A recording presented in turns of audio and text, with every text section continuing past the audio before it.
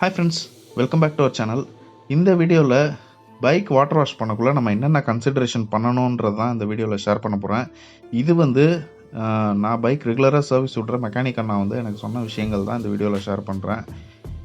இந்த வீடியோவோட இன்டென்ஷன் என்னன்னு பார்த்தீங்கன்னா, இப்போல்லாம் பைக் பார்த்தீங்கன்னா நம்ம மினிமம் ஒரு 1 lakhக்கு மேலே வச்சா தான் நம்ம ஒரு 2 வீலருன்றதே நம்ம எடுக்க முடியும். ஏன்னா எல்லா பைக்குமே ரொம்ப காஸ்ட்லியாக இருக்குது. அதுவும் BS6 இப்போ ஃபேஸ் 2 அந்த பைக்ஸும் பார்த்திங்கன்னா நிறையா காஸ்ட்லியாக தான் வருது. ஸோ நம்ம அவ்வளோ விலை உயர்ந்த பைக்லாம் வாங்கக்குள்ள நம்ம அதுக்கான சேஃப்டி மெஷர்ஸும் நம்ம ஃபாலோ பண்ணணும். அதில் ஒன்று தான் இந்த water wash. So water wash பண்ணக்குள்ளே என்னென்ன கன்சிடரேஷன்ஸ் அப்படின்னு அந்த மெக்கானிக் என்கிட்ட டிஸ்கஸ் பண்ணதை நான் உங்கள்கிட்ட ஷேர் பண்ணுறேன். ஃபர்ஸ்ட் இந்த விஷயம் எனக்கு எப்படி தெரிய வந்ததுன்னா, நான் லாக்டவுனுக்கு முன்னாடி வேறு பைக் வச்சுருந்தேன். ஒரு 10 இயர்ஸாக Yamaha FZ வச்சுருந்தேன். ஸோ அதுக்கப்புறம் அதை சேல் பண்ணிவிட்டு தான் இப்போ நான் இந்த பைக் ஊர்லேருந்து எடுத்துகிட்டு வந்து வச்சுருக்கேன். ஸோ அந்த FZ லாக்டவுனில் ஒரு 2 monthஸாக அப்படியே நின்றுச்சு. அதுக்கப்புறம் அந்த 2 months கழித்து அந்த வண்டியை எடுக்கக்குள்ளே டேரெக்டாக போய் ஒரு வாட்டர் வாஷ் விட்டுட்டு திருப்பி வீட்டுக்கு வரக்குள்ளே பார்த்திங்கன்னா பைக் ஸ்டாப் ஆயிடுச்சு. அப்போ ஒரு மெக்கானிக் எடுத்துகிட்டு போகக்குள்ளே ஸ்பார்க் ப்ளக்கு இன்னும் ஒரு சில ஃபியூஸ்லாம் போயிருந்தது. அதை சேஞ்ச் பண்ணி கொடுத்தாங்க. அப்போது எனக்கு ஷேர் பண்ண விஷயங்கள் தான் நான் இப்போ இந்த வீடியோவில் ஷேர் பண்ணுறேன். என்னென்னு பார்த்தீங்கன்னா, பொதுவாக நம்ம ஒரு பைக்கை வாட்டர் வாஷ் கொடுக்குறோம் அப்படின்னாலே பேட்ரி டெர்மினல் டிஸ்கனெக்ட் பண்ணிடணும் அப்படின்றது தான் அவங்க ஃபர்ஸ்ட்டு சொன்னது. ஸோ பேட்ரி டெர்மினலை டிஸ்கனெக்ட் பண்ணுறதால இது எனக்கு அதில் ஒரு உடன்பாடே இல்லை. ஏன்னா நம்ம வண்டி ஆஃப் பண்ணி தான் கொடுக்குறோம். ஒரு இக்னிஷன் ஆஃப் கண்டிஷனில் தான் வாட்டர் வாஷே பண்ணுறாங்க. ஸோ இதுக்கு எதுக்கு பேட்ரி டெர்மினலில் டிஸ்கனெக்ட் பண்ணணும் அப்படின்னு எனக்கு இருந்தது. பட் அது உண்மையான ரீசன் என்னென்னா, இப்போ வர பைக்கில் நிறைய சென்சார்ஸ் இருக்குது. ஸோ ஒரு பேட்ரி டெர்மினல் கனெக்ட் ஆகிருக்கக்குள்ள ஒரு சில சென்சார்ஸ்க்கு பவர் சோர்ஸ் இருக்கிறதுக்கான சான்ஸ் இருக்குது. ஸோ நம்ம கம்ப்ளீட்டாக பேட்ரி டெர்மினலை டிஸ்கனெக்ட் பண்ணக்குள்ள எந்த ஒரு பைக்கில் இருக்க எலக்ட்ரிக்கல் காம்பனன்ட்ஸ்க்கும் அந்த பவர் சப்ளைக்கான ட்ராவல் பண்ணுற பாசிபிலிட்டியே இருக்காது. ஸோ இது நம்ம என்ஷூர் பண்ணிக்கலாம். ஸோ நம்ம அது மாதிரி அந்த பவர் டெர்மினல் பவர் இல்லாமல் ஒரு வாட்டர் வாஷ் பண்ணுறதால நம்ம சென்சார் டேமேஜ் ஆகிறத நம்மளால் தடுக்க முடியும். ரெண்டாவது, இப்போ வர பைக்ஸ்லாம் பார்த்திங்கன்னா நிறைய லிக்விட் கூல்டு இன்ஜின்ஸ் வருது. ஸோ அந்த மாதிரி இருக்கக்குள்ள ஒரு சிலவங்க சொல்கிறது என்னென்னா, அந்த ரேடியேட்டரை ரொம்ப ஃபோர்ஸ்ஃபுல்லாக வாட்டர் அடிக்கக்கூடாது அப்படின்றது தான். ஸோ அந்த மெக்கானிக்கும் அதே தான் சொன்னாங்க. நான் கேட்டேன், கார்லேயும் ரேடியேட்டர்லாம் இருக்குது, அதெல்லாம் நம்ம வாட்டர் வாஷ் பண்ணலையா அப்படின்னு கேட்டால், காரில் ரேடியேட்டருன்றது நம்ம ஃப்ரண்ட்டு பம்பருக்குள்ளார இருக்குது. ஸோ நம்ம ஒரு வாட்டர் ஃபோர்ஸாக அடிக்கிறோம் அப்படின்னக்குள்ள அது ஒரு லேயருக்கு தாண்டி தான் அது உள்ளே போகுது. ஸோ என்னதான் இருந்தாலும் நம்ம பைக்கெல்லாம் ஒருத்தவங்கள்ட்ட சர்வீஸ் கொடுக்குறோம் அப்படின்னா மெக்கானிக்லாம் எடுத்துன்னு போகக்குள்ள பெரும்பாலும் அதை போய் கரெக்டாக அவங்க பக்கத்தில் நின்னே பார்த்து இந்த இடத்துல இவ்வளோ தான் ஃபோர்ஸ் அடிக்கணும் அப்படின்னு தெளிவாக சொல்லிடுவாங்க. ஸோ அதுக்கேற்ற மாதிரி அந்த வாட்டர் சர்வீஸ் பண்ணுறவங்களும் க்ளீனாக அதை பண்ணி கொடுப்பாங்க.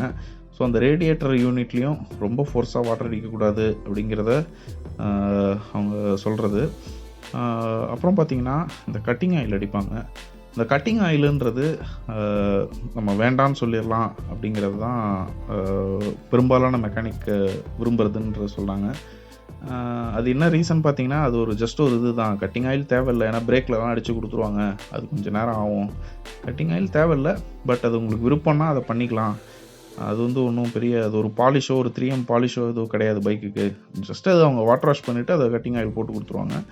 அது ஒரு தேவையில்லாதது தான் அப்படின்றது.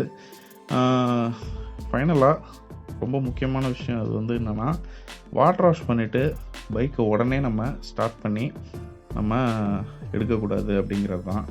ஏன்னு பார்த்தீங்கன்னா, இன்கேஸ் நம்ம பேட்ரி டெர்மினல் டிஸ்கனெக்ட் பண்ணி நம்ம வாட்டர் வாஷ் பண்ணாலுமே நம்ம உடனே அதை பேட்டரி கனெக்ட் பண்ணி நம்ம அதை ஸ்டார்ட் பண்ண ட்ரை பண்ணக்கூடாது வாட்டர் வாஷ் முடிஞ்சோடனே.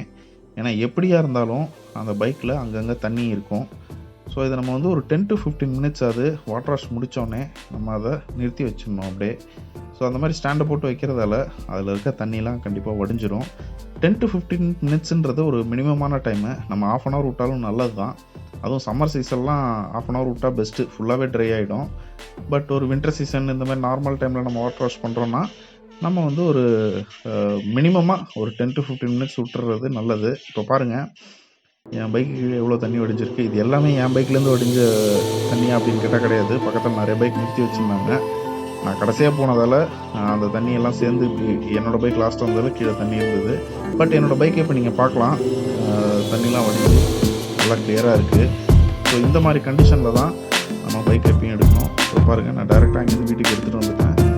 எவ்வளோ க்ளீனாக இருக்குது அப்படிங்கிறத உங்களால் பார்க்க முடியும்.